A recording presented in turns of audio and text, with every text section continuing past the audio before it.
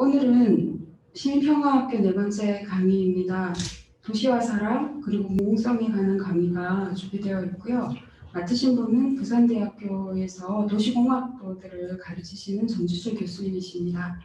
감사의 박수로 강사님을 모시겠습니다. 네.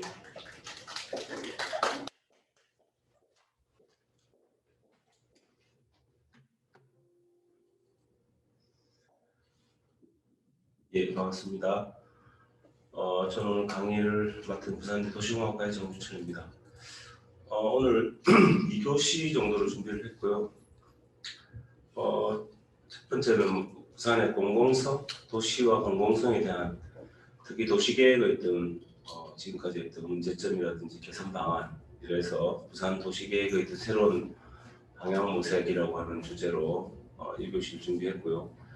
2교시는 이제 부산시 내의 어떤 균형 발전, 예, 전국에 우리 균형 발전 이야기도 좀 많이 나오죠. 뉴딜이라든지 이런 이야기 나오는데 우리 부산시 내의 어떤 균형 발전에 대해서 2교시를 한번 발표해드리겠습니다. 자, 어제 부산이라 해서 사실 부산뿐만 아닙니다. 부산뿐만 아니고 대부분의 우리나라의 도시계획 형태가 방향성이 이제 급속히 이제 도시화가 이루어지는 측면이 있었습니다. 우리나라는 일제 시대 이후에 1960년대 이제 산업 발전 시기를 거치면서 이제 도시로 사람들이 이제 집중되었던 시기가 있었고, 당시 이제 도시계획을 하는 사람들 입장에서는 가장 큰 임무가 어떻게 하면 가용 토지를 확보해서 주택을 더 많이 지을 것인가 하는 주거 안정화에 있었다. 지금도 서울이 그렇죠. 서울에 너무 이제 집중하다 보니까 서울의 이제 집값이라든지 이런 게 너무 많이 오르고, 지금 정부도 이 부분이 가장 큰 고민인 것 같습니다. 결국은 이제 도시로 사람들이 몰리니까 거기에 대한 대책으로 이제 주거를 좀 집중했다. 그런데 이런 어떤 주택 보급률이 사실 지금 100% 이상 되었다고 합니다. 부산도 그렇고. 그런데 아직도 이제 이런 형태의 도시계획이 계속되고 있는 거. 우리가 그걸 이제 개발 위주의 도시계획이다. 좀 더 비판적으로 사회학 쪽에서는 토건 성장 위주다라고 하는 그런 이야기까지 나오고 있습니다. 그래서 도시계획 측면에서 좀 미래라든지 우리가 공공성이라고 하는 측면들, 사실 저렇게 주택 안정화에 하다 보니까 주로 이제 건설업체의 이익을 보장해주는 형태가 아니냐 하는 그런 이주, 시민들의 어떤 이익과 좀 동떨어진 거 아니냐라고 하는 비판이 사실 지금 있어 보고 있습니다. 제가 이 두 번째 제목으로 잡았던 것이 부산이라고 하는 것을 이제 사람들이 상식적으로 다 이게 확장해야 된다. 도시는 확장하는 것이다. 더 넓고 크면 좋은 것이다. 이런 생각을 많이 가지고 있는데요. 그런데 인구는 이렇게 줄어들고 있는 거죠. 인구가 정확하게 여기는 제가 스스로 한 2000년부터 2018년까지 잡았지만 실제로 부산의 인구가 정점은 언제였냐면 1995년입니다. 정확하게 389만을 찍었습니다. 389만. 2018년 당시에 한 340 한 몇만까지 됐던 거고, 저번 달, 그렇죠, 정확하게 10월 달에 340만이 깨졌습니다. 330만까지, 30만대까지 떨어졌습니다. 그래서 지금 도시계획 측면에서 도시 기본계획을 수립하는 이런 문서상에는 인구가 증가되는 계획을 계속해서 만들고 있습니다. 논리가 인구 증가가 돼야지 주택단지 건설이 더 될 수 있다. 경제성장을 더 가능하게 한다. 이런 논리를 이제 가지고 이렇게 이야기하는데 인구는 줄어들고 있는 거죠. 현실은 그렇습니다. 그래서 팩트 체크하면 저렇다는 거죠. 통계청은 인구 추계를 하는데 계획 목표를 가지고 하지 않습니다. 통계청은 통계 그대로 추세를 보고 합니다. 그래서 예측하는 건데, 그게 따르면 우리는 2040년 이후 300만이 끼어지는 걸로 나옵니다. 그래서 2045년에는 239만 대로 이제 300만이 뛰어지는 걸로 예측이 되고 있습니다. 자, 이 상황에서 사실은 정책 담당자는 두 가지 선택을 할 수 있습니다. 인구의 감소를 받아들이는 거죠. 첫 번째는 받아들이고 저 부분을 인구가 줄어들고 있는 것에 대한 도시계획을 한번 수립해 볼 필요가 있습니다. 인구 감소기의 도시계획을 실제로 수립을 해야 되는데 현실은 두 번째입니다. 인구 감소에 대해서 문제네요 하면서 계속 증가를 시키겠다. 정책 의지를 발산하는 거죠. 전국의 도시계획이 다 그렇습니다. 지금 이 도시계획이 좀 이런 부분이 좀 굉장히 문제가 되는데, 물론 뭐 도시계획 측면에서 인구를 증가시키겠다 하는 것은 당연한 거 아니냐. 그렇게 해야 된다. 맞습니다. 어떻게 생각하면 인구를 증가시키도록 노력해야죠. 노력해야 되는 거랑 우리가 추계를 잘못하면서 속이면서까지 저렇게 널리서 뭐 과도하게 개발하는 것은 또 다른 문제입니다. 좀 나쁘게 보면 인구의 이익을 위해서 저렇게 하는 건가 하는 그런 의심을 충분히 살 만한 이유가 되고 있는 거죠. 그래서 지금 지속해서 감소하고 있고, 저기 보시면 2009년에서 2010년에 잠깐 올라올 때가 있었거든요. 2010년, 11년 뭐 저럴 때인데, 저게 아마 행정상 어떤 뭐 그런 측면이 있었다고 하는데, 저럴 때 이제 호들갑을 떨면서 인구 증가가 역전됐다 뭐 그렇게 신문에서 들었던 것들. 근데 계속 추세를 내려가고 있죠. 그래서 올해도 떨어지고 있고, 이거 뭔가 근본적인 문제다. 그죠? 우리가 집이 없어서 인구가 떨어지는 건 절대 아니다. 일자리가 부족한 거다. 그렇게 생각하시면 될 것 같습니다. 그래서 제가 여기에서는 언급을 안 했지만, 제가 뭐 신문사 칼럼을 적고 있는데, 이번 주제가 사실 그런 거였습니다. 그래서 정확하게 언제부터 떨어졌냐라고 보니까 90년대, 95년부터 인구가 떨어지기 시작하는데, 97년, 8년이 IMF 경제 위기가 왔었던 겁니다. 이제 그 당시 부산의 어떤 경제 상황이, 우리는 전통적 산업 구조였고, 그 이후로 우리나라 정부는 이제 ICT로 정보통신산업으로 완전히 전환하던 시기죠. 그 부분을 맞춰가지 못했다. 그래서 지금 이런 경제 관련 부산에 있는 뭐 기관장도 그런 이야기 하시는데, 우리 부산이 경제 산업 구조가 잘 안 되지 못했다.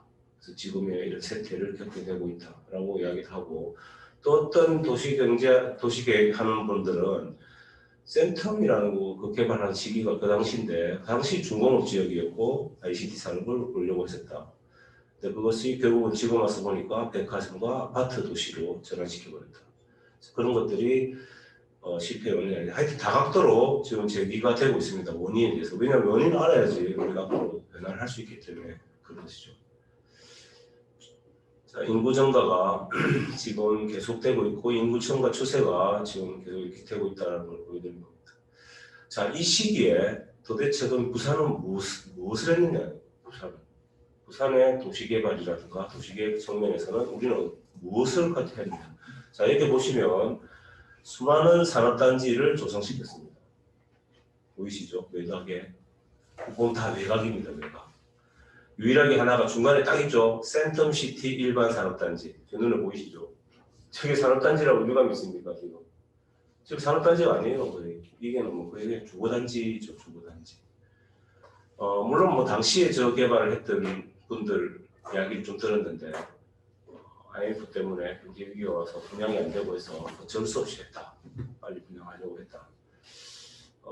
근데 이제 그렇게 한번 한 것이 정책의 신뢰도를 떨어뜨리고 또 뭐 이렇게 하는 거 아니냐. 그래서 지금 최근에 센텀2를 추진하고 있죠. 부산시에서. 또 굉장히 의심하는 거, 시민사회에서는 거짓말 하지 마라. 이것도 지나면 또 그거 아파트 분양할 거 아니냐.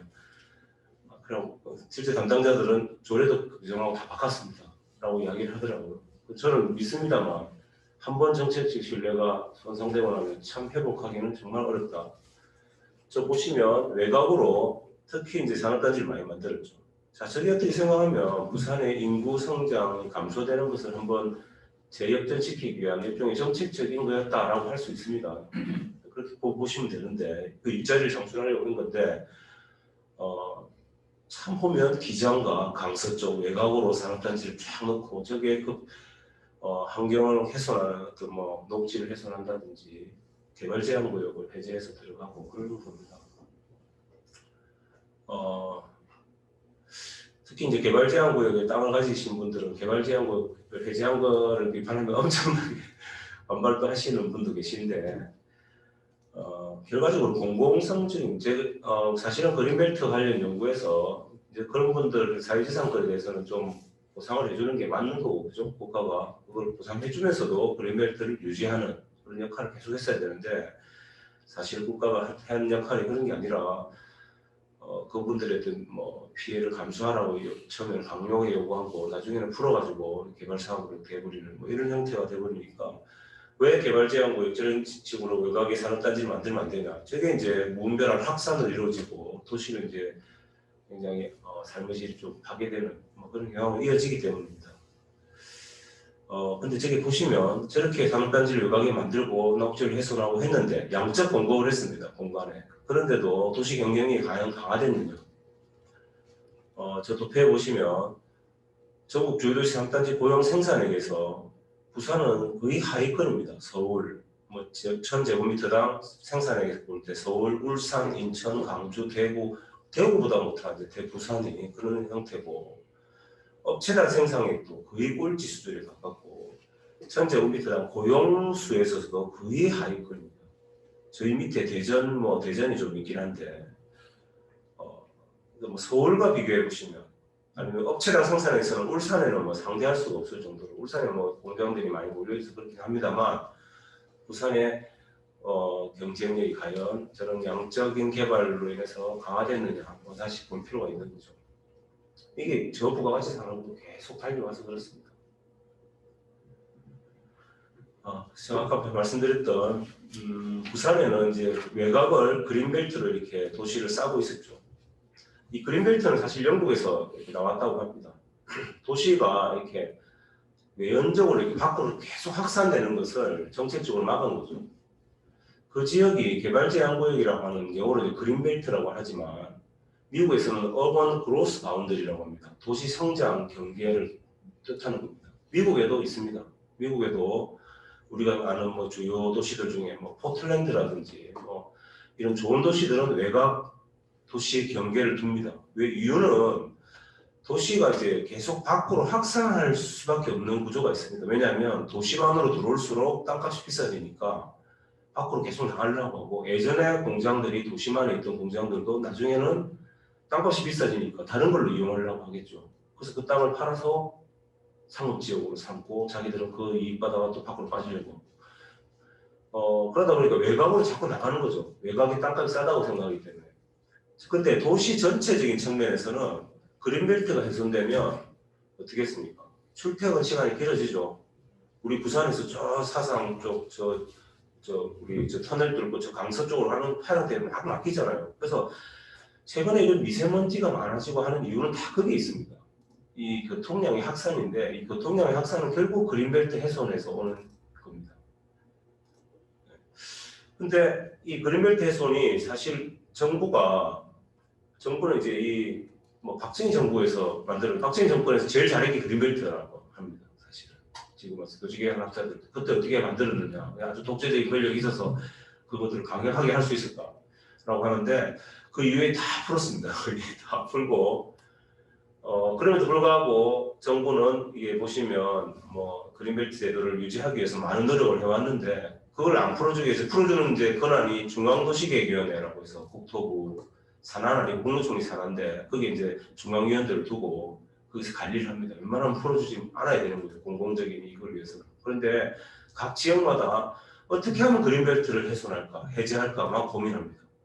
이걸 많이 해제하면 그 지자체 단체장의 뭐 최고의 뭐 능력이다라고까지 한때 우리 부산의 시장님은 그렇게까지 이야기할 정도로 그러다 보니까 부산에 이제 예를 들면 그린벨트 해제 용량은 좀 줬습니다. 이제 너무 이제 도시 발전을 위해서 막 자꾸 개발주의자들이 요구를 하니까 정부에서도 그럼 예를 들면 부산에도 뭐 평방미터 그린벨트 중에 일정 부분 해제 용량을 준 거죠. 그래서 적절하게 해제해야 될 이유를 주면 중앙도시계획위원회에서 심사하고 해제를 해줬는데 부산은 100% 정도 그 용량을 줬다면 99% 사용했습니다. 이제 다 풀어버렸습니다. 마지막 1% 남아났던 게 있었는데 그거를 센텀 2를 통해서 풀어버렸습니다. 지금 그린벨트 이제 해제 용량은 없어요. 지금 또 가덕도 개발하겠다 하니까 그죠? 가덕도 공항하겠다. 주변 또 그린벨트가 들썩거린다는 말이 있습니다. 여러분 잘 살펴보셔야 됩니다. 누가 또 그것을 해제하려고 하는지. 근데 정보가 저에서 보면 제가 찍어놓은 지역이 강서 쪽에 그린벨트 해제 지역, 전북항 저 위에 기장군 쪽 엄청나게 이제 저거를 그린벨트 해제를 했습니다. 그리고 뭐 그린벨트 해제해서 해당 부지에다가 뭐 산업단지를 집어넣고 정관 신도시도 이제 그렇게 세조에서 풀어넣었던 거고 그린벨트를 계속 푼 거죠. 이 그린벨트를 해제해서 경제 성장을 늘리겠다 하는 그런 부분은 굉장히 제가 보기에는 하책입니다. 하책. 경제 성장의 전략에서 가장 하책입니다.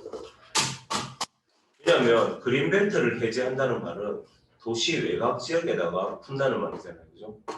그만큼의 녹지를 훼손해서 그럼 우리의 어떤 자손이 가져야 될 녹지의 어떤 생산성을 풀고 거기다 공장을 넣겠다는 겁니다. 그죠?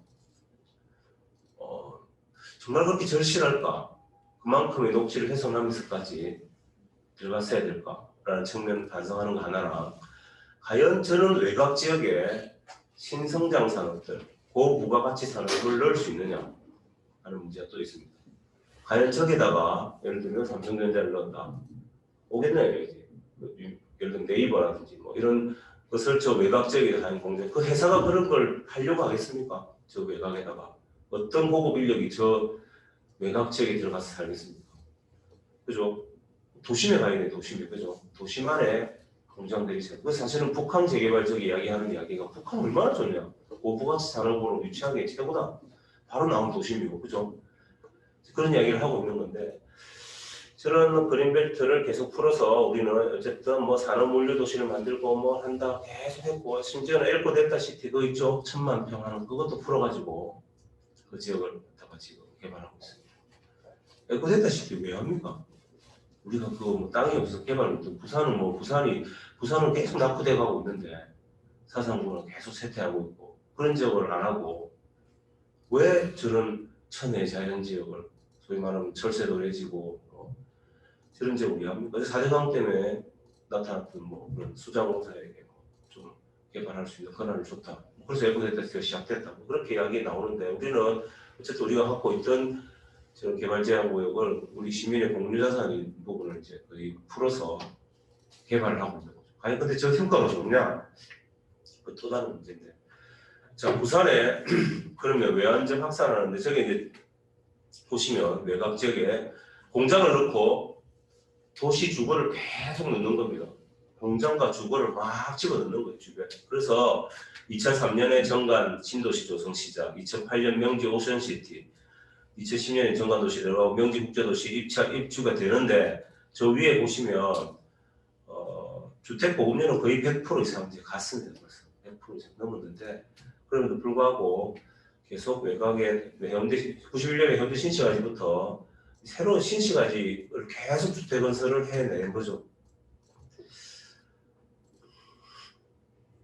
자, 이거는 서울대학교 이현 교수님의 논리 잘 정리를 하셨는데 사실 우리 도시계획에서 이렇게 이야기하는 부분입니다. 예를 들면 부산 같은 경우 대표적으로 저렇습니다. 인구 전출이 많죠. 외곽으로 빠집니다. 청년 인구 유출 1위입니다. 저희 대도시 방역권에서 부산이. 이유는 뭐 고부가치 산업이 없어서 그렇습니다. 대학 나와서 부산에 취직할 만한 곳이 거의 없다라는 상황. 그리고 저출산. 사실 저기다가 하나 더 내야 됩니다. 부산은 사실은 자살률 1위 도시죠. 지역 안전지수에 따르면 특히 뭐 여기 있는 동부 제가 그쪽 연구를 했는데 자살률 1위 도시입니다. 우울하죠. 인구 감소되면 당연히 인구가 감소되면 인구 유입은커녕 자연 감소도 많고 인구가 감소되는데 그럼 도심이 이렇게 저밀도가 되겠죠. 그럼 이제 빈집을 철거하고 빈집이 막 나오는데 그런데 바깥으로 우리는 저 옆에 보시면 교외화를 계속하는 거죠. 교외화. 예를 들면 공장을 넣고 바깥에다 외곽 도시를 넣는 교외화 개발을 계속합니다. 외연적 확장을 하면서 도시는 저밀도가 돼간다. 최악의 경우라고 볼 수 있습니다. 예를 들면 외연 확산은 그나마 가질 수 있는 건 도심이 너무 폭발이 돼가지고 뭐 나가야 되겠다. 이거 도저히 뭐 너무 집값도 비싸고 이게 뭐 사람 뭐 너무 막 교통도 많이 몰리고 막 그래서 우리 바깥에 외곽에 지어야 되겠다라고 해서 외연적 확산이 있었습니다. 외국에는 특히 미국 같은 데는. 근데 우리는 서울은 그럴 수 있겠죠. 서울은 외곽 확산이 서울에 너무 많이 밀리고 하기 때문에 부산은 지금 인구 감소도 되는데 외곽도 저렇게 확산되잖아요. 그러면 빈집 철거를 통해서 벌어진 노후화된 토지는 일단 항폐화가 되겠죠. 그런데 외연적 확장하면 그나마 나았던 자연 생태계도 파괴됩니다. 외곽의 자연 생태계도 파괴. 환경적으로도 안 좋고 도시만 해도 토지가 항폐되죠. 자, 그러면 도시만에는 사람들이 없기 때문에 세금이 또 안 걷어집니다. 예를 들면 외곽으로 나갔다. 예를 들면 부산에 김해로 가버리고 양산으로 가버렸다. 그런 사람들이 지금 그렇게 하고 있죠. 김해 양산만 인구가 좀 늘어나죠. 그럼 부산시는 세금이 없어지는 거예요. 점점점 인구 줄어들기 때문에. 그러면 사회복지나 사회서비스 할 돈이 없어집니다. 당연히. 그럼 이제 그걸 깎게 되겠죠. 그 다음에 뭐 외곽으로 이렇게 확산되기 때문에 외곽에 떨어지면서 사람들은 커뮤니티에 대한 소속감 그런 거 없어요. 제가 그 양산시 도시계획위원 시민계획단을 가서 했었는데 양산시 시민들 중에 부산에서 온 분들이 많더라고. 이야기해 보면 소속감이 자기가 양산 시민으로서의 소속감. 난 부산 사람이다 이라는 사람 엄청 많습니다. 양산에서. 그러니까 자기 지역의 어떤 소속감, 그다음에 사회적 분리 이런 것도 사회적 어떤 측면에서 굉장히 좀 중요한 측면이 있습니다. 외곽 확산이 되면. 그럼 결과적으로 마지막에 뭐가 이어지냐? 주민의 삶의 질이 저하된다는 겁니다. 기본적으로. 그래서 이 외곽 확산, 축소도시에서 예를 들면 저에서 말하는 축소도시에서의 외연적 확산은 더 심각하다. 우리 부산같이 지금 인구가 감소되는 도시에서의 교외 개발은 자연 생태계에도 파괴하면서 굉장한 안 좋은 효과를 가진다. 자, 저게 외연적 확산에 대한 논리인데요. 정말로 부산을 이렇게 보니까 경제적 측면에서 가장 낮은 특허 건수를 가지고 있습니다. 1.85. 한번 보십시오. 서울, 부산, 대구, 인천, 광주, 대전, 울산. 자, 강력 대도시 7개 중에 어떻게 부산이 가장 인구 1000명당 특허 건수가 제일 낮습니다, 여러분. 보통 혁신 지수 이야기할 때 있죠. 혁신, 지역 혁신이 중요하다. 지역 경제에서 많이 이야기합니다만 그 대리 변수로 보는 것이 뭐냐면 특허 건수입니다. 1인당 얼마나 많이 나느냐. 자, 저기 보시면 부산이 1.85고 뭐 실업률도 제일 높죠, 그죠? 실업률도 거의 뭐 인천하고 비슷하게 인천도 실업률이 높은 거죠, 외인데 인구 1000명당 특허 건수가 우리가 어디에 비하면 대전이랑 비교해요. 7.14예요, 대전. 자, 대전에 여러분 카이스트라든지 그죠? 여러 뭐 좋은 국제 기관들이 몰려 있어서 그럴 수 있습니다, 그죠? 자, 저게 가장 낮다라는 건 참 충격적인 게 아니고 양들이 예상했다라고 할 수 있는데 최근에 조금 올라가는 경향이 있다면 특허 건수가 이유가 부산에 온 여러분 저 혁신 도시들 있죠. 예를 들면 뭐 저 영도로 가 있는 저 영도 해양과학기술원 뭐 그런 데랑 뭐 이런 쪽에서 특허 건수가 좀 많이 나온다. 그래서 사실은 그런 혁신 도시가 얼마나 중요하냐 그런 것들이 그래서 제2혁신 도시를 요구하는 건데 어쨌든 부산은 특허 건수가 가장 낮고 노령화 지수 제일 높습니다. 저기 보시면 서울, 부산, 대구 저 7대 강력도시 중에 서희 울산 이런 데 비해도 엄청나게 우리는 노령화 지수가 높은 도시고 환경적 측면에서 볼 때 딱 하나씩만 대표적으로 잡아본 겁니다. 도시 공원 면적을 보니까 대구가 가장 안 좋지만 부산도 좋다고 할 수 없습니다. 부산도. 자, 그런데 부산은 이제 도시 공원 면적에서 많이 축소됐죠. 공원 일몰제 이후에 다시 봐야 됩니다. 지금 도시 공원 면적이 굉장히 많이 축소될 가능성이 있는데 자, 어쨌든 저는 사회, 경제, 환경적 측면에서 결코 부산이 좋은 길을 걸어온 건 아닌 것 같다.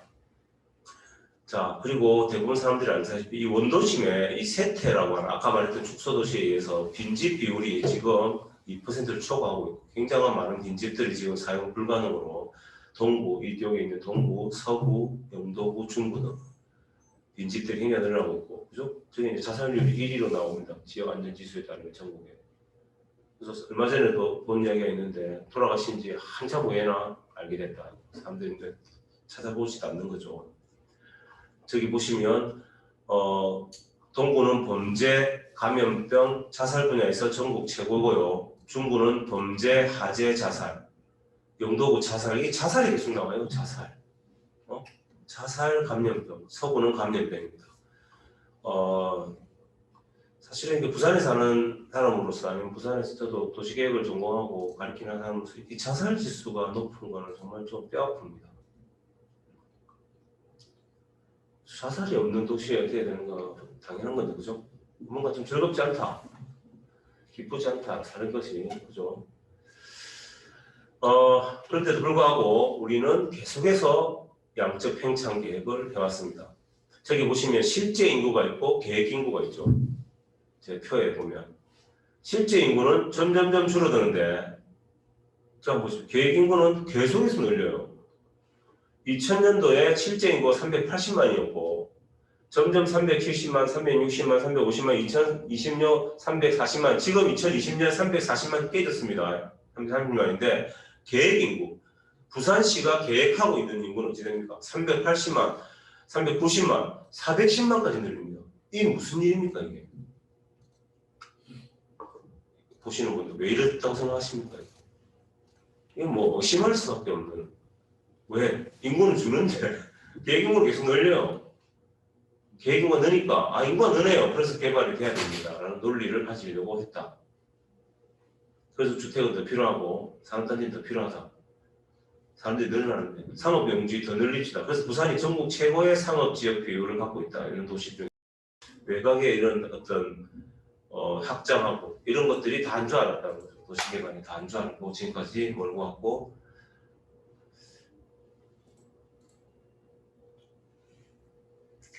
자, 그래서 이제 이야기가 나오는 것이 특히 도시계획 쪽에서 이야기가 많이 나오는 게 이런 겁니다.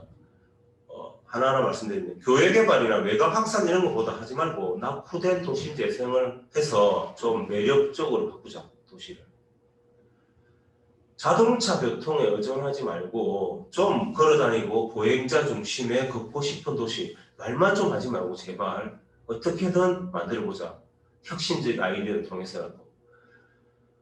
주택이 양적 공급한다고 저렇게 자꾸 아파트 업체에다 너 앞에 보니까 그죠? 저 세 개 아파트가 뭡니까? 오션을 다 가리는 저런 아파트 얼마나 그 경관도 망치는 저런 주택을 허가해주고, 저 동구청에서 허가해줬는지 부산시에서 허가해줬는지 모르겠어요. 만약에 동구청에서 허가해줬다면 동구청은 무슨 자격으로 지금 부산 북항 재개발하는 거에 대해서 반대합니까?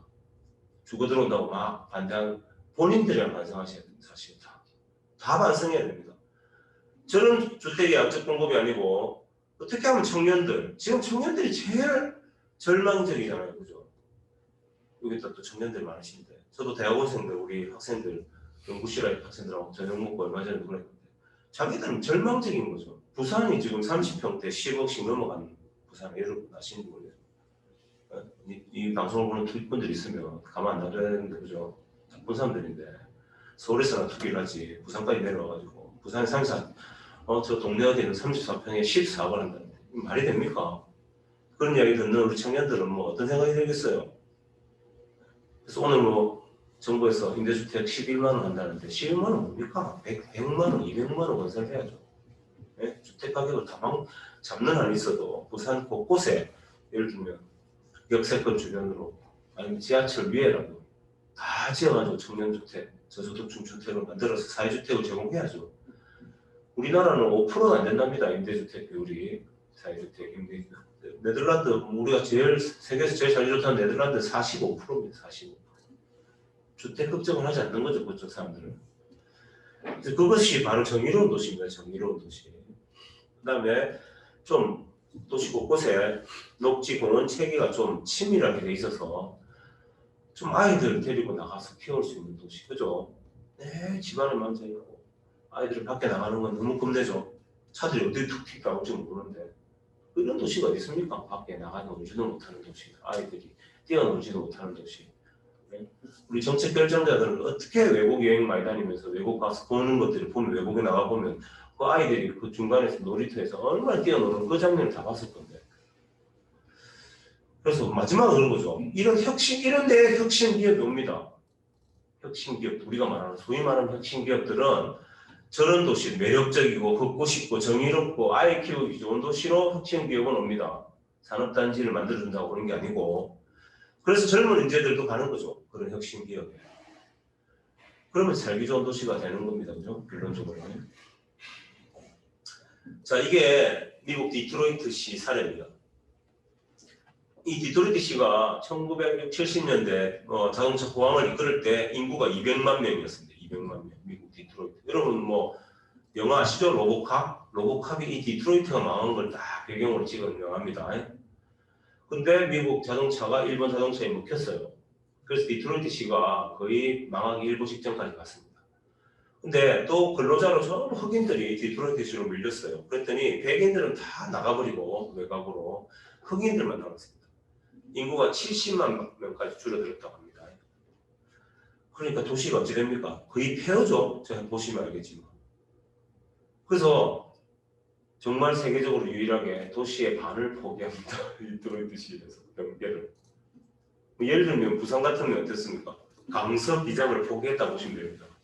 요 원도시만 가지겠다라고 했던 뭐 우리 부산은 다르지만 디트로이트시는 그랬다고 합니다.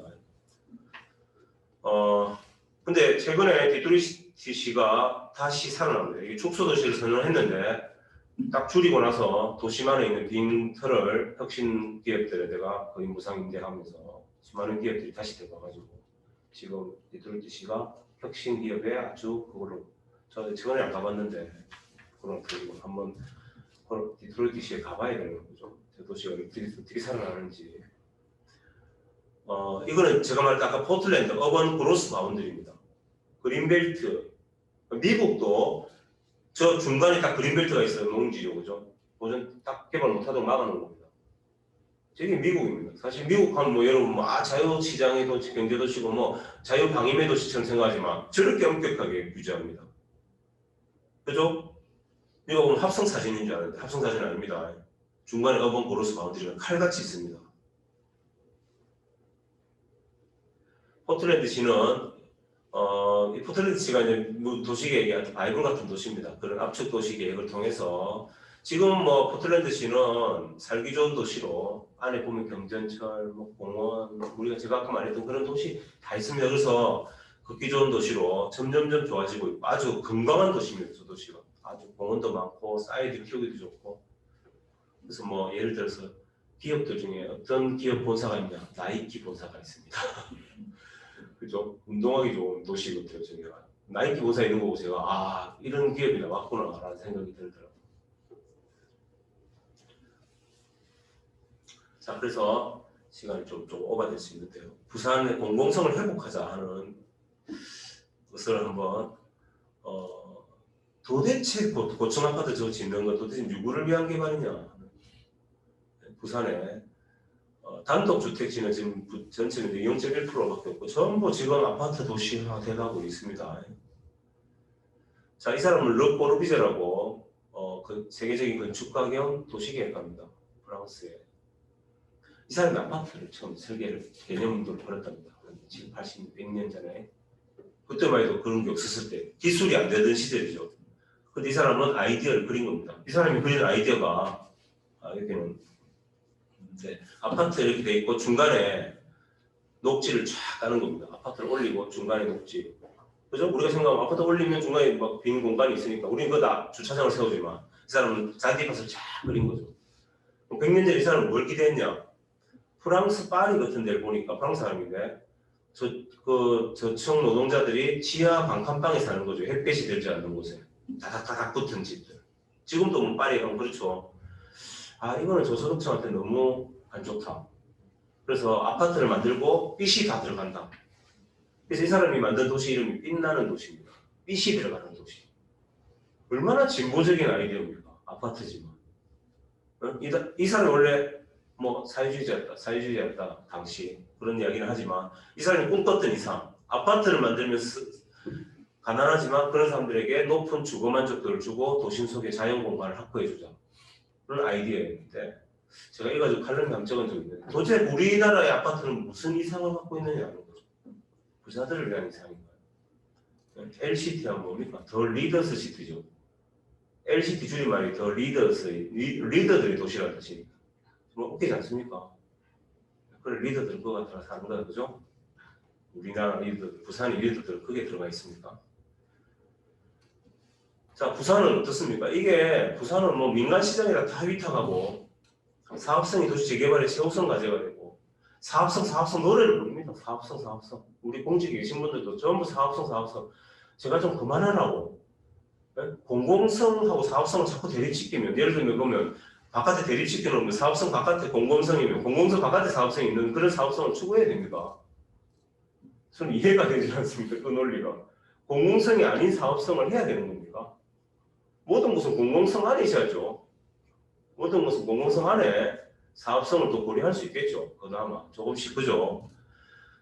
그래서 사업성 확보를 위해서 어찌나 공무원들은 도시계획이 다 용도 변경시켜 주는 거라고 생각합니다. 용도 변경. 이 용도 변경이 정말로 함부로 해서는 안 되는 겁니다.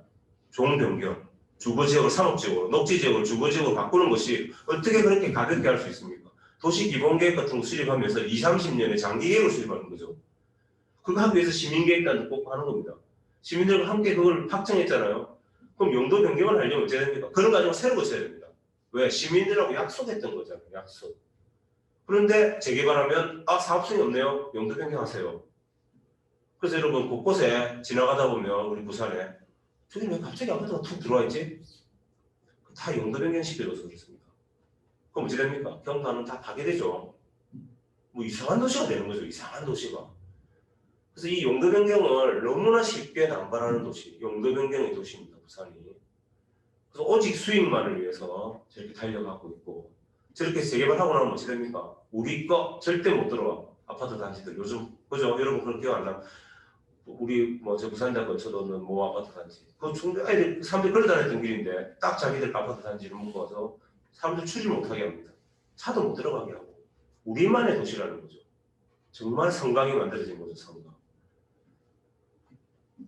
외국의 저명한 어떤 도시계 교수님이 우리 부산을 방문해서 한 바퀴 제가 차로 막 돌아오고 웹 돌더니 어느 신문사랑 인터뷰하는데 저한테도 하지 않았는데 부산에 이상한 점은 뭡니까 했더니 왜 이렇게 부산 안에는 섬이 많은지 모르겠습니다. 섬이라고 아일랜드라고 아일랜드. 아무도 못 들어오는 거. 그거 정말로 우리가 도시를 이렇게 그죠? 구역 정리해가 사람들이 걸어다니는데 그 구역 두세 개를 묶어서 재개발을 했는데 사람들이 못 들어오게 막는다는 거죠. 지금 현재. 누구를 위한 도시입니까? 이렇게 종 상향 건수에 대한 얘기는 제가 이거 시 내부 자료 부분을 좀 봤는데 1종에서 2종, 2종에서 3종, 2종, 3종 넘어간 거 쭉 보시면 뭐 이런 거 2종에서 3종으로 넣은 거는 2011년도 엄청나게 많이 해주죠. 2종, 3종 올려주는 거 2011년에 도대체 무슨 일이 있었던 겁니까? 네? 그 다음에 이 자연녹지를 2종이나 3종으로 바꾸는 거 네? 이런 것들도 2013년도 그다음에 2015년도에 쫙 해주고 이런 일들이 도대체 벌어지고 있는 이 뭡니까? 이런 일들이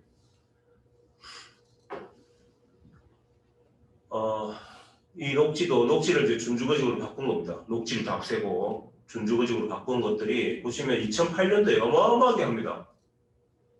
네? 2008년도에 작정을 하고 덤빈 거죠. 도대체 무슨 LCT가 2009년 터졌죠.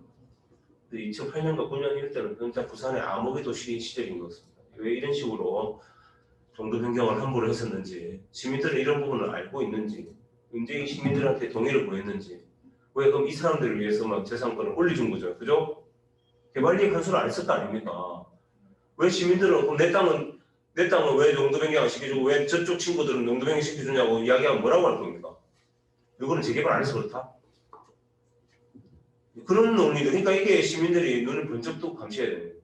있을 수 없는 일입니다. 이런 것들이. 물론 시의회가 통과시켜줬겠죠. 당시에. 시의회가 시민들의 눈이다 생각하고. 이 부산의 무분별한 종상향이 진짜 보면 재개발 재건축하면서 해주고 용적률 상향 이어져서 주변과의 구조화라든지 뭐 이런 아주 근본적인 문제들을 불러일으킵니다. 진짜 하고 나면 섬처럼 고립되는 부산의 도시 공간이 벌어집니다. 그래서 과연 이것이 공공성을 위한 올바른 방향인가? 우리 도시를 다 재개발하고 나면 철장 다 쳐가 못 들어오게 해놓고 제 집에 들어가 놀지 마. 그죠? 뭐 또 누구가 이야기가 뭐 옛날에는 옆에 임대주택이 있으면 임대주택 애들하고 같이 놀지도 마라. 아파트 안에 임대주택 만들어줬더니 뭐 임대주택 아이들이 너무너무 부끄러워. 임대주택 정문으로 들어가는 게 겁나서 뒤에 개구멍 쳐가지고 뒤로 몰래 들어가. 아이들은 마음의 상처만 넘기고 저 집에 들어가면 이런 식의 구조는 도시의 공공성을 정말로 해치는 경우입니다. 그다음에 공원. 공원에는 말 안 아시다시피 공공성의 가장 대표적인 공간입니다. 여러분 그 공원이 언제부터 나왔냐? 공원 영어로 퍼블릭 파크죠. 퍼블릭 영어로 퍼블릭이 붙는단 말입니다. 공공적 파크. 이게 근대 산업 혁명 이후에 근대 도시계획에서 나온 일종의 발명품 같은 겁니다. 발명품. 그 전에 공원은 왕이나 귀족만 누리는 겁니다. 일반 서민들은 감히 정원을 누리지 못했어요. 파크를. 그러다가 근대 산업주의 들어오면서 민주주의가 발전하면서 수많은 계획가랑 도시계획가랑 조경가들이 공원 운동을 했습니다. 퍼블릭 파크 무브먼트. 그래서 얼마나 소중한 거예요. 시민자산으로서 이 공원이라는 것이. 그죠? 근데 이제 공원이 제대로 기능을 못하고 있고 부산은 특히 이런 데 보시면 왜 이렇게 하고 오냐. 제대로 못하고 있는 거죠. 공원 조성을. 1인당 공원 조성 인정해서 서울이나 인천에 대전에 엄청 뒤지는 그런 경향을 갖고 있습니다. 공원 조성도 대부분 외곽에다 하고 신도시에다 하고 실제 도시만의 서민들을 위해서 공원 조성을 제대로 하지 않고 사실은 공원 조성을 이 도시만에 얼마나 원도시만에 필요 없습니까? 요즘 같은 빈집도 많이 나오는데 왜 예산을 투여해가지고 그런 지역을 공원화 시키든지 좀 좋게 해놓으면 그 지역이 다시 살아날 건데 그죠? 공원에 양극합니다. 자 이게 센트럴파크입니다. 여러분. 미국 맨하탄의 센트럴파크. 이 그림을 딱 보여주면 우리 학생들도 처음에 보면 우아합니다. 미국의 도시계획, 미국의 시민들이 있잖아요. 설문조사했는데 미국의 도시계획이 꼭 필요한 이유 중에 하나를 들어봐라. 그게 없었다면 우리는 센트럴파크가 없었다. 이렇게 이야기합니다. 이 도시계획으로 이걸 안 만들었으면 없는 거예요. 이런 센트럴파크가 지금 예산으로는 꿈도 못 꾸려고. 저 예산을 몇백조, 몇천조랍니다. 지금 옆에 계산을 하게 됩니다. 근데 이제 저 공원 때문에 나타나는 여러 가지 또 좋은 부수 효과들이 있죠. 뉴욕 시민은 96%가 공원에서 바로 도보 10분으로 갈 수 있다고 합니다. 이 공원뿐만 아닙니다. 곳곳에 공원이 다 있어요. 자, 부산도 이 산, 강, 다 있다죠. 천하의 자연환경을 이루고 있고 어떤 사람은 처음에 이런 데서 와서 보고 야 이거 샌프란시스코랑 정말 비슷한 구조를 가지고 있네 이렇게 감탄을 하기도 한다고 합니다. 그런데 이제 우리가 저런 경관을 저렇게 우리는 다 망치고 있는 있을 수 없는 저기 공유자산이라고 생각해요. 경관은 우리 모두의 공유자산이고 그들이 왜 저런 경관을 독점적으로 누리도록 하느냐는 거죠. 그럼 경관 세금이라도 걷어야 되지 않느냐라고 경관 세금을 주장하는 사람도 있습니다. 왜 저들이 다 누리면서 우리는 경관을 파괴한 경관을 보게 되느냐. 이 특혜성 개발이었다. 사실 저런 것들이 대부분 다. 사적 이익을 위해서 많은 특혜가 용도 변경해주고 종상향해서 공공성 침해되고 서울시 같은 경우는 개발이익 환수 제도에 대한 개선 방안을 계속 고민하고 있습니다. 개발이익 어떻게 환수. 근데 우리는 개발이익 환수하면 사회주의다. 무슨 그런 식의 비판을 하는 거죠. 개발이익 환수하는 게 어떻게 사회주의입니까? 개발이익 환수 다 합니다. 전 세계. 미국, 영국 모든 나라가 개발이익 환수를 합니다. 부당하게 개발이익을 가지면 환수를 해서 다른 데 투자를 하게 하는 거죠. 자, 이거는 제가 다음 시간에 이것이 때 조금 더 하겠습니다만 부산시의 주인은 부산 시민입니다. 그죠? 당연합니다. 이건 당연한 소리고 그래서 공공성을 위한 개발을 부산 시민을 위한 개발이라 해야 되고 시민사회 목소리가 분명히 나와줘야 됩니다. 그래서 이 불균형, 특히나 이제 부산에서 저렇게 하다 보니까 불균형 발전이 이루어진 겁니다. 대표적으로 해운대나 서부산이나 동부산 이런 부분들이. 그래서 이제는 단순한 시민 참여가 아니고 시민 주도의 도시계획으로 바뀌어야 된다. 그것이 우리의 목표여야 된다라는 이야기입니다. 그래서 이 르네상스라는 게 있습니다. 르네상스, 그죠? 자, 르네상스 같은 경우가 중세 시대 때 여러분, 그리스 로마가 인류에서 도시 문명의 꽃을 피웠다고 합니다. 그죠? 어쨌든 노예를 기반을 했지만, 근데 중세 시대 때 붕괴됐죠. 중세에 오면서 로마가 붕괴됩니다. 소위 말하는 그 바바리안족들에 의해서. 그래서 도시는 굉장히 위험한 곳이 되죠. 와, 이게 뭐 살지를 못하겠다. 당시 로마 시민들이 기사 밑으로 들어갑니다.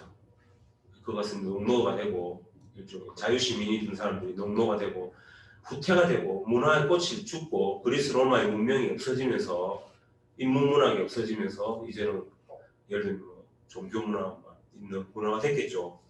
그러다가 1600년대 뭐 16세기, 17세기 때 르네상스가 나오는 이게 부활이라는 건데 당시에 이제 경제적인 부를 쌓았던 이탈리아의 여러 도시들이 이제 르네상스에서 인문문학을 부활시키지 않습니까? 그거 많이 배웁니다. 근데 우리 도시 쪽에서는 도시의 부활이었다 합니다. 그 당시가 도시의 부활. 이 도시라는 것이 자유롭고 도시라는 건 자유롭고 문명의 꽃이 활발하게 피우고 이런 도시가 제대로 된 도시입니다. 쇠퇴하고 자살하고 이런 도시가 아니고요. 그래서 이 부활을 새로 꿈꾸자. 부산의 르네상스는 이제 공공성 기반의 시민 참여형 도시로서 키울 수 있다. 그래서 지금 일본도 도시 르네상스 이야기가 나오고 자기들 이야기를 도쿄올림픽과 함께 도시 르네상스 하겠다 합니다. 지금 그쪽 일본도. 부산도 삼복도 르네상스 한 적이 있습니다. 여기 2011년부터 또 재생한다고. 근데 이게 뭐 시민 참여가 굉장히 부족하고 비판도 굉장히 많이 나오고 있는 측면입니다. 물론 역할을 좀 하고 그 당시 이런 걸 갖고 왔는 어떤 여러 가지 지식인들의 역할이 분명히 있었다고 봅니다만 르네상스는 단순히 물리적 개선하는 건 아닙니다. 그 안에 내부 변화를 통한 문화적인 부분이나 이런 것들이 같이 가져야 되는 거죠. 그죠? 그래서 피렌체 같은 경우가 문명을 꽃을 그 당시 그렇게 피운 거죠. 그래서 도시 본질은 시민이고 공공성이 도시의 방향성이 돼야 되고 그래서 공공성 강화, 난개발에 대한 규제 강화가 돼야 되고 도시의 생태성 강화, 저소득층을 위한 포용도시, 수기민주주의들을 통한 시민사회 목소리가 수용돼야 되고 청년이 살기 좋은 도시 이 5개가 지금 부산이 가져가야 될 공공적인 도시의 모습입니다. 그래서 포용도시 이건 시민사회 의사결정에 좀 참여해야 된다 그런 논의고요. 도시인데 혁신적 도시인데 이를 통해서 좀 우리 도심의 쇠퇴 부분도 좀 막아줘야 된다. 이것도 북한 재개발에 관련된 그림인데 이거는 넘어가겠습니다. 이런 테라스 하우스라든지 이런 이야기하면 말로만 나오는 게 아니고 좀 이렇게 박혀서 해야 됩니다.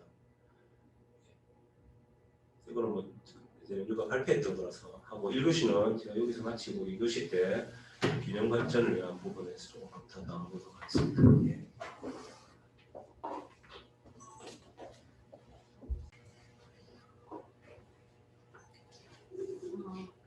좀 쉬셨어요? 지금부터 40분까지 진행을 하시고요. 질문을 받으신다고 하십니다. 그래서 질문의 내용은 저희 채팅방, 줌 채팅방이나 아니면은 카톡으로 보내주시면 제가 정리해서 질문을 도와드리도록 하겠습니다. 자, 예. 첫 주제가 조금 길어져서 두 번째 주제는 조금 짧게 제가 하도록 하겠습니다. 두 번째 주제는 사실 제목으로 제가 우리 동네 파이팅이라고 하는 주제를 들었었는데 이게 한 2년 전에 부산에 신문사의 칼럼에 제가 적었던 글입니다. 그래서 이거는 국토균형 발전도 조금 언급이 되지만 더 관심사는 이제 우리 부산 내부의 어떤 불균형 발전에 대해서 또 문제 제기 부분도 좀 있다는 말씀을 드립니다. 그래서 일단 제목은 균형 발전을 위한 올바른 방향에 대해서 한번 30분만 짧게 하고 질문 좀 하는 시간 가지겠습니다. 지금 돌아가셨지만 서울에 이제 박원순 시장이 살아계실 때 이렇게 기억나시는지 모르겠지만 옥탑방 살이라고 해서 강북에 가셔가지고 한 달간 옥탑방 살이했던 그런 때가 있었습니다. 기억나시는지 모르겠습니다만 사람들이 보여주기 쇼 아니냐 라는 비판도 굉장히 좀 있었죠. 근데 저는 뭐 정말 그만큼 이 지역 내부, 서울도 보면 강남과 강북, 그죠? 이런 지역 간 불균형이 굉장히 심각하다라고 사실은 좀 생각이 들었던 뭐 그런 사건이었습니다.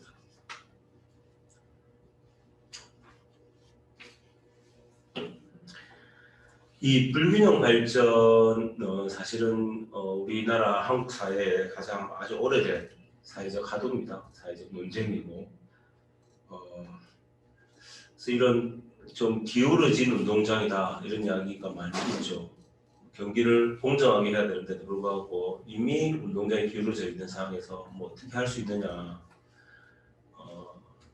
그래서 이 좀 사회가 좀 불균형 발전이 돼 있다라고 하는 거는 뭐 모든 사람들이 동의하는 측면도 동의합니다. 그렇게 현실적으로 나타나기 때문에 그래서 옥탑방 특히 이제 박원시장 시절에 옥탑방 사회 자체가 우리 사회에 얼마나 이 부분이 좀 심각하고 이것들을 좀 바로잡는 해법이 필요하지 않느냐라는 것을 좀 보여줬던 그런 사건이라고 생각합니다. 자, 그런데 이 불균형 발전이 있다라는 것을 없다라고 부정하는 사람은 별로 없지만 불균형 발전은 좋은 거다라고 주장하는 사람이 있어 왔다는 거고 거기에 기반해서 도시가 계속 그렇게 불균형 성장을 해온 것도 부인할 수 없습니다. 그래서 이게 이제 이론적으로 좀 찾아볼 필요가 있습니다. 자, 이 내용 이론은 뭐냐면 좀 특정 지역 발전이 먼저 되면 다른 사람들을 다른 좀 떨어진 지역을 이렇게 견인해 줄 것이다라고 하는 것이 불균형 성장의 핵심입니다. 우리 그저 가정상에도 보면 큰형님 잘 되면 동생들 다 이끌어 줄 거다. 근데 지나보니까 다 배신인데 그죠? 집안마다 분란이 그서부터 생긴 겁니다. 그죠? 어떻게 생각하면 우스갯소리입니다만 자, 이 페로라고 하는 사람의 성장적 이론, 그로스 폴디언이라고 하는 것이 사실은 이런 지역 경제 분야에 계속 있어 왔습니다. 그래서 이 페로의 성장적 이론에 따르면 어떤 성장의 중심점, 시발점으로부터 성장, 선도 개혁하는 산업 집단을 이야기하는데 이게 이제 추진적으로 쭉 되면 연간 부분 성장이 촉진돼서 다른 부분까지 파급돼서 경제 성장이 이루어진다. 그래서 어떤 지역을 선점해서 개발 투자를 하고 하자. 뭐 사실 이 이론이 지금은 좀 많이 비판을 받지만 여전히 살아 있습니다. 우리가 선택과 집중이라고 하는 뭐 그런 말도 많이 하고 그죠? 뭐 그런 얘기가 여전히 우리 속에 남아 있는데 사실 우리나라에 또 이 부분이 중점적인 70년대 중점 성장 지역의 가실이 주변 지역으로 퍼진다고 하는 성장 거점 전략. 저게 낙수 효과 같은 겁니다. 물이 넘치면 옆으로 퍼지겠죠. 그런 이론을 가지고 트리클 다운 이펙트라고 하고 트리클링 이펙트라고 합니다. 물이 흘러내려서 바닥을 적시면서 이렇게 성장이 될 거다. 다른 지역은 좀 참아라. 서울, 부산, 대구 이런 데만 집중 투자하면 주변 지역으로 퍼져나갈 거다. 라고 하는 이론에 굉장히 그래서 우리나라도 이걸 그대로 받아들입니다. 사실 우리나라의 경제성장 이론을 보면 국토개발 계획도 마찬가지였습니다. 불균형 성장 이론에 따라서 어떤 효과가 있었던 건데 어쨌든 이런 노력이 있었지만 현재 우리나라는 국토균형 발전, 불균형 발전으로 인해서 지역 간 활동을 넘어서 전국의 시군구가 몇 퍼센트 이상 사라질 것 같습니다. 지금 40% 이상 사라진다. 문제대로 가면 이런 이야기가 나옵니다. 연구 결과 그냥 하는 소리가 아니고 지방 소멸이라는 거죠. 지방 소멸. 지방 세퇴랄까 하다가 지방 소멸을 이야기하기 시작합니다. 그 중앙대학교 마강래 교수님, 도시 쪽 저희 그 동료 교수님인데 그분이 서울 쪽 계신 분인데 지방 소멸에 대해서 책을 적으셨어요. 참 고맙기도 한데 서울 수도권에 관심을 기울여줘서 자괴감 드는 거죠. 지방은 우리는 뭐 하는 거냐라는 생각이 들 정도로. 그래서 이런 것들이 이제 참여정부 때 그나마 균형 발전하려고 했던 시도고 이것마저 없었다면 국토는 정말 어떻게 됐을까 하는 정도. 그래서 왜 지금 제2혁신도시를 과감하게 하지 않느냐 하는 그런 이야기도 좀 나옵니다만, 근데 저는 개인적으로는 그런 좀 자생주의자 같습니다. 제 생각. 지역 스스로 변화시키고 발전해서 올라가줘야 되는데 외부 효율로 하는 게 좀 부정적이지만 또 이것도 하면 안 된다는 건 아니죠. 저는 해야 된다고 생각합니다. 그래서 뭐 그렇지만 이제 아까 말씀드렸다시피 중앙정부 노력에도 불구하고 현재 우리나라는 40% 이상이 사라질 것이라고 하는 지방 소멸의 위기에 봉착해 있습니다. 자, 근데 조금 더 관심을 기울여야 될 것이 도시 내 불균형도 굉장히 강화되고 있다. 도시의 양적 외형적 성장과 경제의 효율 위주의 개발을 하다 보니까 도시 내 불균형이 강화되고 있는데 서울은 뭐 이럴 때 알다시피 그죠? 강남 강북의 격차가 벌어집니다. 그런데 이제 이것도 사실은 강남이 개발되던 1970년대, 80년대 집중 강남에 투자해준 결과입니다.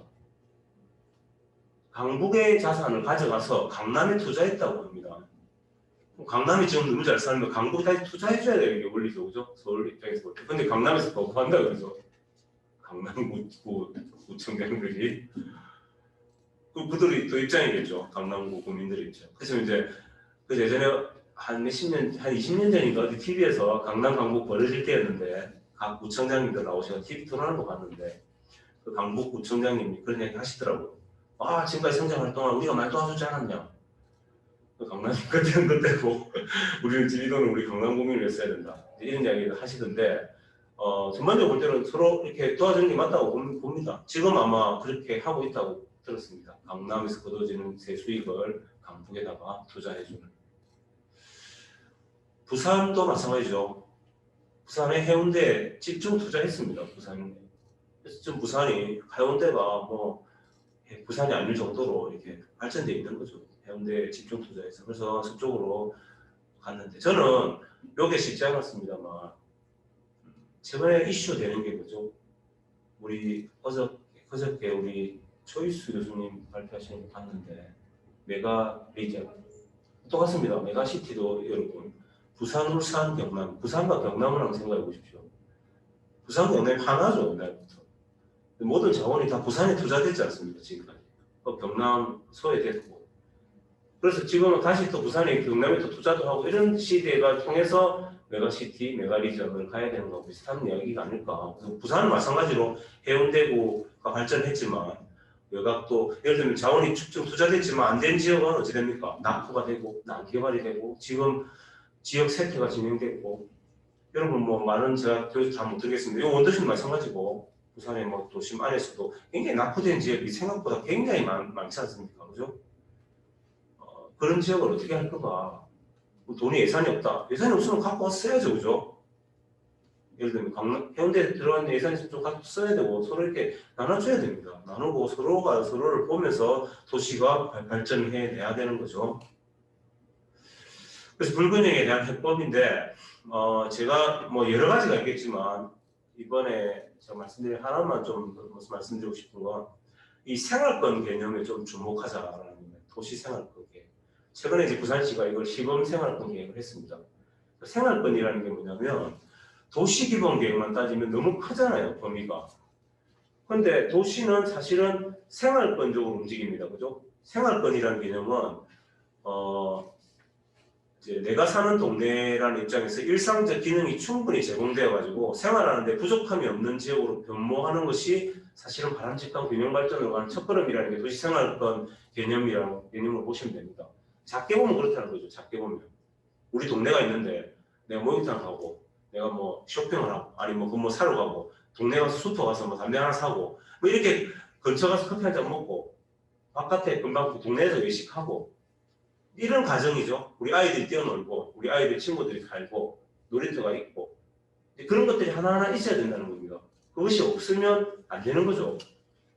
요즘 필요한 게 뭡니까? 어려서 도서관도 있어야 되고 생활 지역 안에 도서관도 있고 안에 뭐 여러 가지 뭐 생활 주차장, 동네 주차장도 좀 있고 공연장도 하나쯤은 있어야 되고 그죠? 그런 걸 생각해봐야 된다는 거예요. 주민들 사이에서. 그래서 이 생활권 계획이라는 게 지금 이제 대생활권이 있고 중생활권이 있고 소생활권이 있다는데 이제 그렇게 위기에 따라서 맞춰갈 필요가 있는데 이것을 계획을 세우자. 그래서 주민들을 통해서 상향식 계획을 하자. 그런 것이 불균형 발전을 막아내는 방법, 제가 보기엔 유일한 해책 아니냐. 위에서 주는 것만 마냥 기다릴 게 아니라. 그래서 이거는 뭐 도시 기본계획과 도시 관리계획 사이에 있다고 하고 합니다. 개념적으로는. 그래서 서울시는 이 생활권 계획을 담당하는 과도 만들어놨습니다. 도시계획 안에. 그래서 이것만 가지고 뭐 몇백 개의 생활권 계획을 만들어낸답니다. 그럼 시민들이 참여하고 동네 주민들 다 와가 이야기하고 그래 뭐 생활권 계획 만들고 우리 지역에 뭐가 필요해요, 뭐가 필요해요 이런 거죠. 우리 지역을 생활해본 대로 만들어주세요. 이런 계획이 아니라고 그죠? 이런 계획이 아니고 우리 동네 뭐 어느 지역은 좀 범지역이라 그거 개선하자. 아니 어느 지역은 야 차들이 너무 불주차 많다. 그 차량 주차를 어떻게 할 수 있게 도와주자. 아니면 뭐 교통사고 일어난다고 CCTV를 달자. 뭐 지나가다 이 아이들이 많은데 이 동네 뭐 도서관 같은 거 좀 만들자 돈 내가지고. 뭐 이런 거라든지 그죠? 여러 가지 일들을 해내 그런 플랜을 짜는 거죠. 동네 플랜을 짜는 건데 그걸 조금 더 크게 볼 수도 있는 건데 저기 이제 서울에는 이제 2030 서울 생활권 계획이라 해서 저기 보시면 하나 둘 셋 넷 다섯 개의 대생활권이 있습니다. 서울은 5대 생활권, 권역 생활권. 부산은 한 3개 정도 된다고 합니다. 지금 부산 도시기본계획에는 서부산, 동부산, 중부산이라고 하는데 저 대생활권이 있고 저 대생활권까지는 서울시 도시기본계획 할 때 수립을 하지만 저 밑으로 더 내려가는 단위 있잖아요. 더 작은 단위 조그맣게 만들어지는 소생활권 계획이 있습니다. 저 소생활권이 116개의 지역생활권 계획 그 밑으로 더 떨어집니다. 저건 지역생활권 계획이 중생활권이고 저 잘못 적었는데요. 그 밑에 더 내려오면 500 몇십 개의 근린생활권 계획을 또 수립합니다. 마을 계획 가지고. 그래서 그것을 지역의 전문가와 4,500명의 주민 참여단, 일반 시민들이 참여해서 각각 같이 움직입니다. 그렇게 해서 지역에 진짜 필요한 것들이 뭔지를 계획을 수립해내는 과정. 그걸 통해서 계획을 수립하고 그걸 지원하고 하면서 불균형 발전. 그래서 그 박원 시장이 옥탑방 그때 갔다 와서 생활권 계획 적극 지원하겠다라고 이야기를 합니다. 근데 그 부분은 기사화가 잘 안 됐던데 그 동네 생활권 계획에 뭐가 필요한지 계속 지원하겠다. 그래서 제가 이거 신문 칼럼의 마지막에 있던 거 제가 한번 읽어드리겠습니다.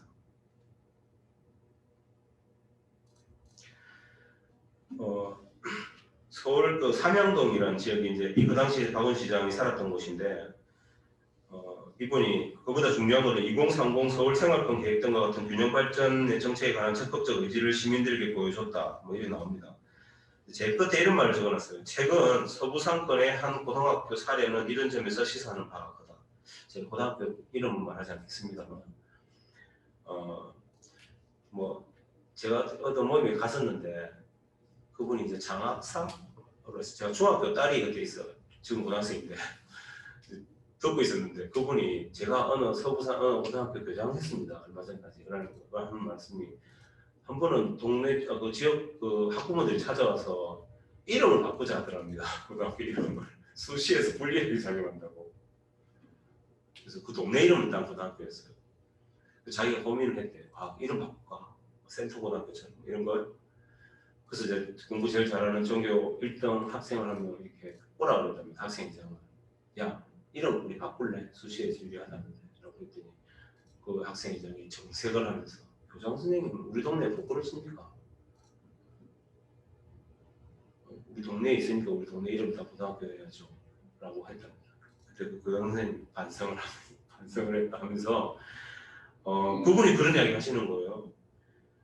우리가 사는 지역 발전하고 우리 아이가 다니는 학교 발전이 분리될 수가 없구나. 우리 이름만 바꾼다고 바꿔지는 게 아닌데 그래서 자기가 부끄러웠다. 그래서 사실은 제가 여기서 적었지만 균형 발전의 해답은 자기 동네에 대한 자부심, 시민의 자부심, 관심 이겁니다. 이것이 기초가 됐을 때 그 지역은 발전합니다. 서부산이 하도 뭐 열악하다고 하니까 저도 서부산 쪽에 갔다가 택시를 타면 기사 아저씨랑 한 번씩 이야기를 합니다. 여기 살기 힘들죠? 라고 물어보면 기사 아저씨가 아니요 살기 너무 좋은데요. 어떤 점이 좋습니까? 아 집값 좋고 사람 좋고 집값 싸고 살기 좋다는 거죠. 사람들이 살기 좋다는 거는 자기가 버는 벌이만큼의 적당한 주거, 그죠? 그걸 영어로 affordable housing이랍니다. 그다음에 주민들, 사람들 관계, 공동체 관계 그런 거거든요. 제가 저번 주에 낸 칼럼에 이번 주에 나온 칼럼이었는데 제가 그 저번 중에 콜로라도 스프링스라고 하는 미국에서 제일 살기 좋은 도시 1위를 뽑힌 도시가 우리 도시로 이주해야 될 10가지 이유를 제시한 적이 있거든요.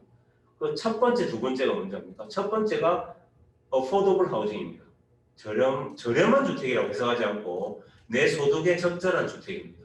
affordable이라는 게 내가 감당할 수 있는 주택. 두 번째가 강한 공동체. 마찬가지로 그 두 가지를 10가지 중에 물론 뭐 맨 마지막에 보면 강아지 키우기 좋은 도시 뭐 이런 거 나옵니다.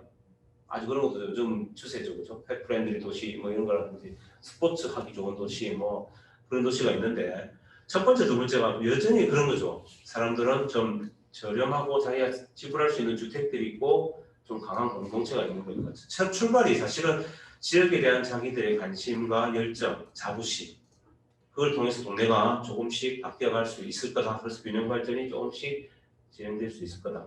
예, 그렇게 생각합니다. 제가 강의는 여기서 같이 하고 마지막에 우리 동네 파이팅인데 그까지 하고 질문을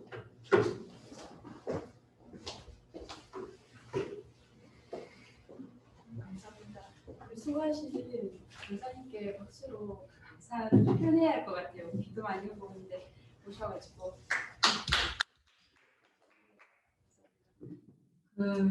지금 질문을 조금 드리고 질문 좀 받았습니다. 혹시 질문 이렇게 하실 분 계시면 질문을 해주시면 좋을 것 같은데요.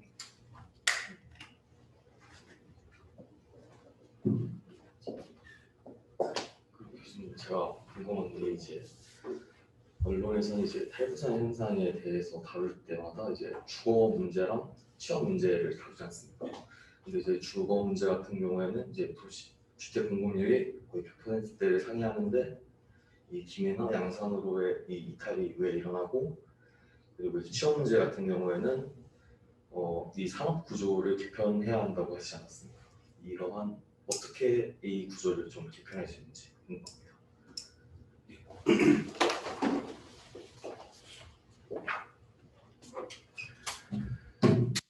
왜 젊은 사람들이 김해 양산으로 빠져나갈까요?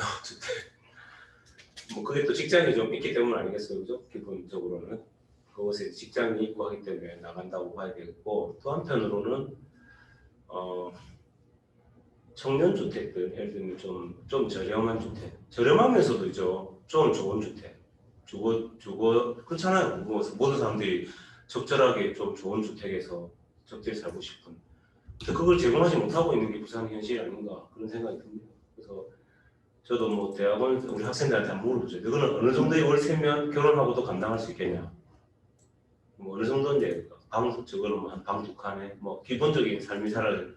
근데 월세는 딱 50만 원 이상은 절대 안 됩니다 이러더라고 우리 대학원생들도. 젊은 친구들 다 마찬가지지 않겠어요? 한 50만 원 이상 되면 부담스럽겠죠.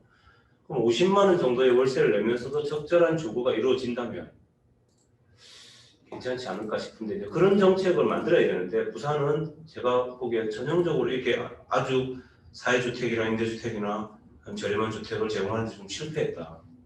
그러니까 이제 양산 김해 쪽으로 이제 그나마 집값이 싼 쪽으로 빠져나가는 게 있는 것 같아요. 그래서 이런 주택 정책을 좀 더 진짜 고민해야 되고 그냥 시장에 맞게 아까 제가 재개발 재건축 다 시장에 맞게 산다잖아요. 수익성으로만 가거든요 지금.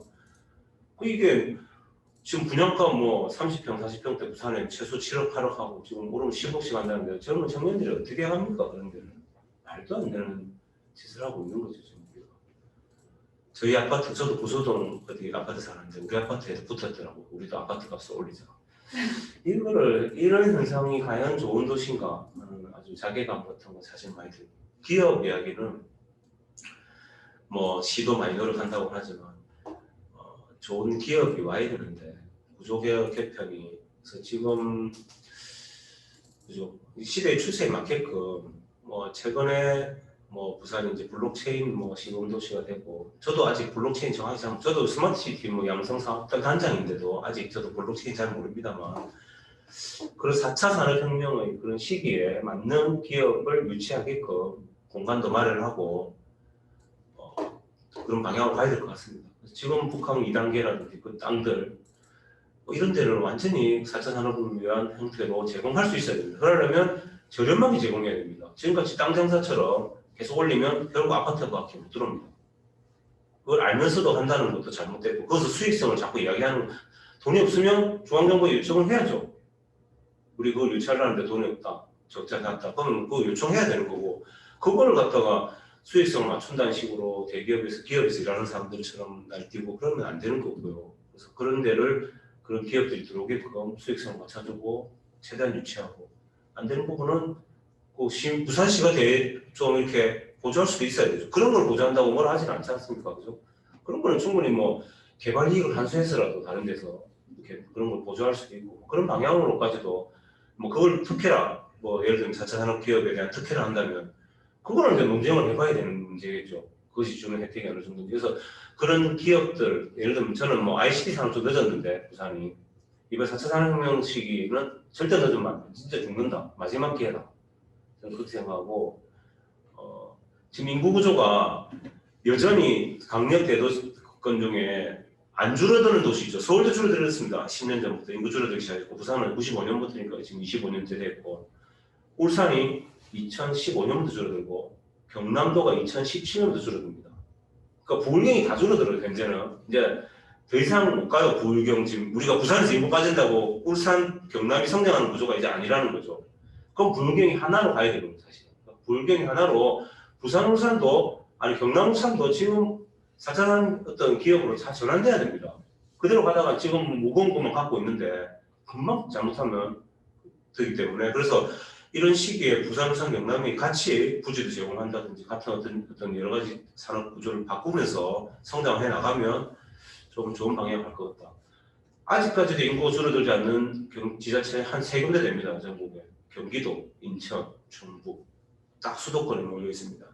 이 구조에 대해서는 한번 왜 그들이 인구가 계속 늘어나느냐 산업 구조가 그쪽으로 많이 바꾸고 있고 엔터테인먼트라든지 뭐 그런 회사들 있죠. 우리 소위 말하면 그래서 다 그 동네 있잖아요. 그러니까 시대가 이제 그런 방향으로 가는 거죠. 그래서 저는 4차 산업 어떤 시기에 맞춘 여러 가지 기업, 뭐 IT 기업들도 뭐 좀 유치를 더 하고 게임 회사들도 유치해야 되고 뭐 그런 측면으로 좀 부산이 더 적극적으로 나서야지 지금과 같이 싼 부지 사가지고 그린벨트 해서 내가 그 부지 싸니까 공장들 팔면 그런 공장들은 그런 것만 제공할 수 있는 여러 가지 그 저부가가치 공장도 들어오고 절대 인구 늘지 않습니다.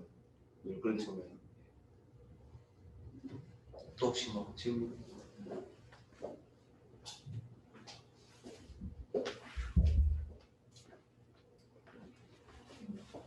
그동안 제가 질문을 드리겠습니다. 그동안 도시개발, 도시계획에 관여를 해오셨는데요. 이번에 그 코로나19 같은 이런 상황들이 있으면서 사람들의 삶에 많은 영향을 주는 것 같다는 생각이 듭니다. 앞으로의 도시계획, 도시개발 계획이라고 해야 되나요? 이런 측면에서 좀 바뀌는 부분이 있을까? 이런 그 팬데믹 상황은 앞으로도 뭐 여러 차례 있을 거라고 다들 전망하더라고요. 그 부분에 대한 의견을 조금 듣고 싶습니다.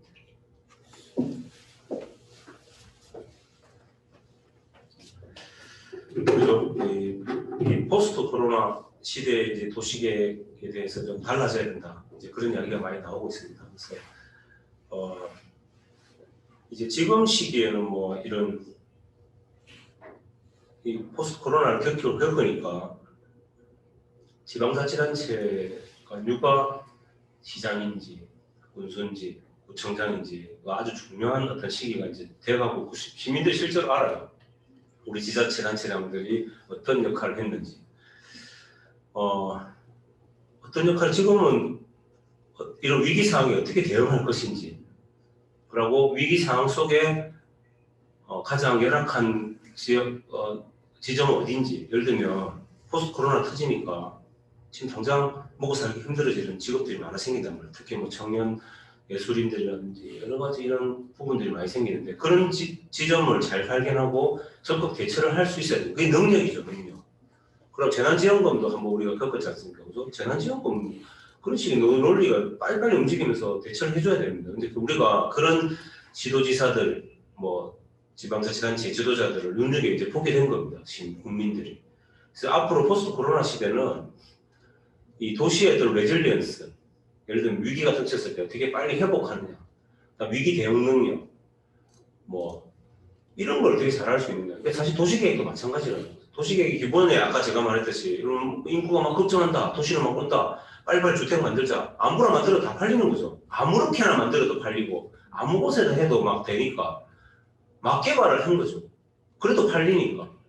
근데 이런 시기에 이제 도시 위기 상황에서 과연 그런 것들이 이제 통할 것인가? 인구는 축소되고 있고 우리 현실을 잘 봐야 되거든요.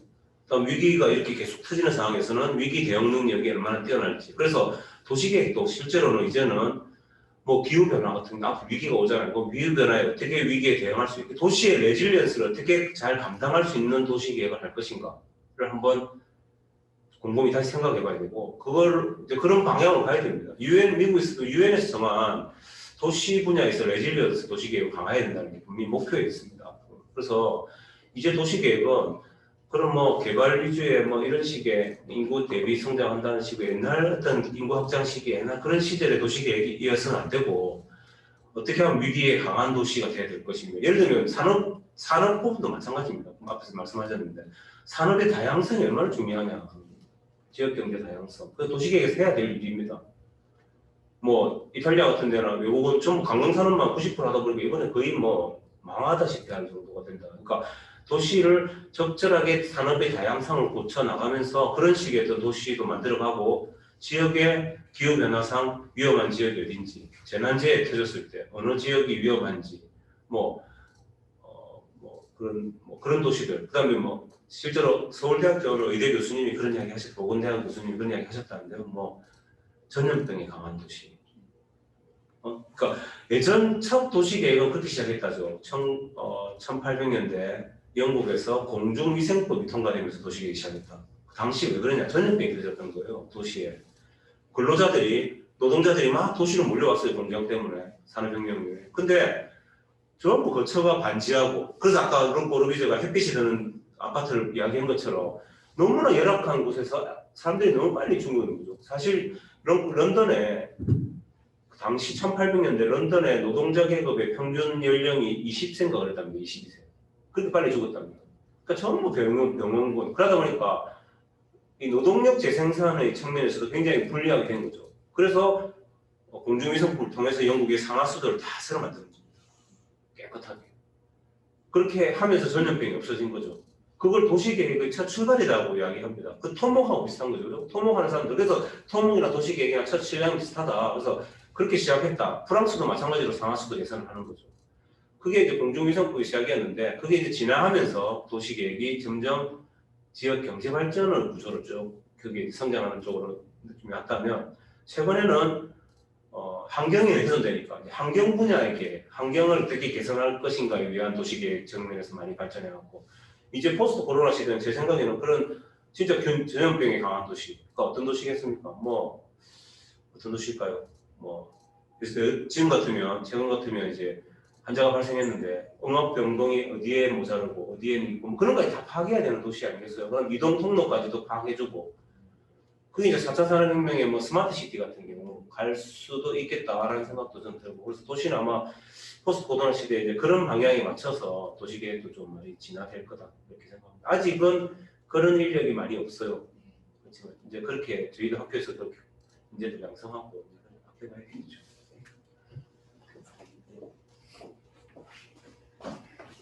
네, 감사합니다. 오늘 교수님 말씀 들으니까 도시공학 영역이 굉장히 중요하다는 생각도 들고요. 수고하고 고생해 주신 것에 대한 감사한 마음도 듭니다.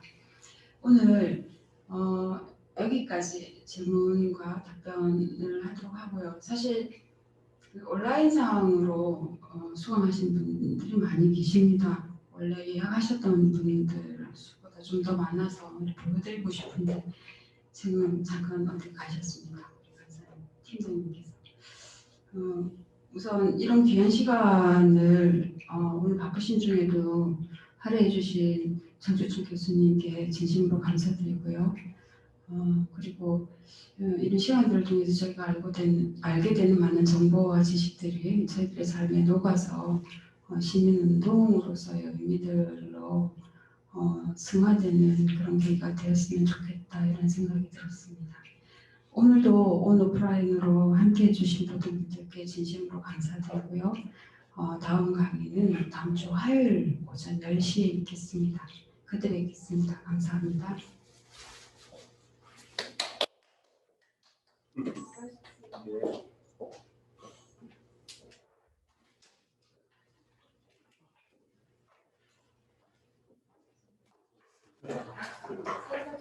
예.